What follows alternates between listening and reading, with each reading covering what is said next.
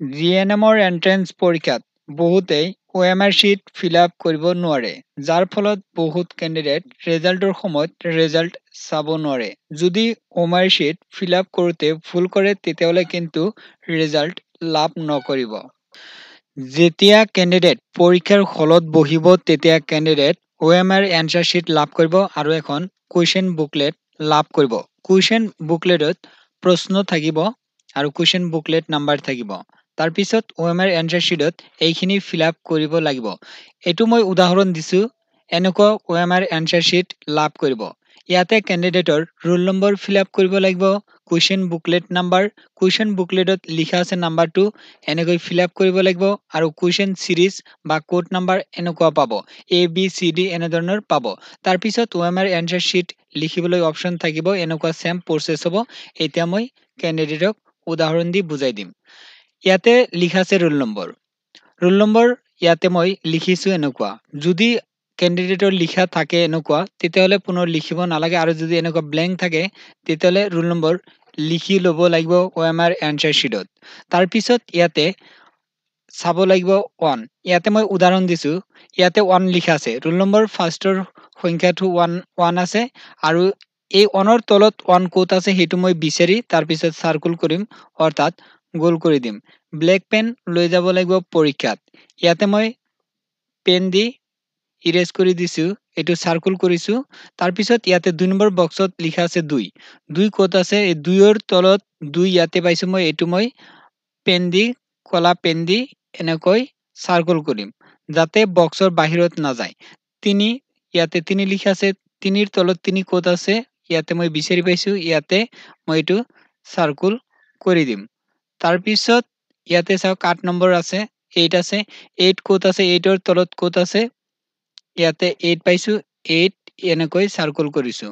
চেম এনেকুৱা হ'ব। তাৰপিছত ইয়াতে চাওক কুৱেশ্যন বুকলেটৰ যিটো চিৰিজ বা কোড নাম্বাৰ থাকিব, ABCD এনেধৰণৰ থাকিব।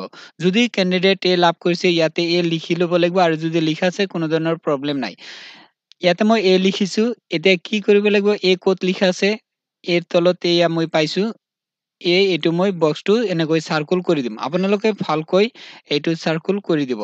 তাৰপিছত যদি বি পাইছে, বি তেনেকৈ ইয়াতে বি লিখিব। তাৰপিছত বি ঠাইত এনেকৈ চাৰ্কুল কৰি দিব লাগিব। এনেকৈ OMR answer sheet fill up কৰিব লাগিব। তাৰপিছত কুৱেশ্যন বুকলেট নাম্বাৰ চেম হ'ব, এনেকৈ হ'ব।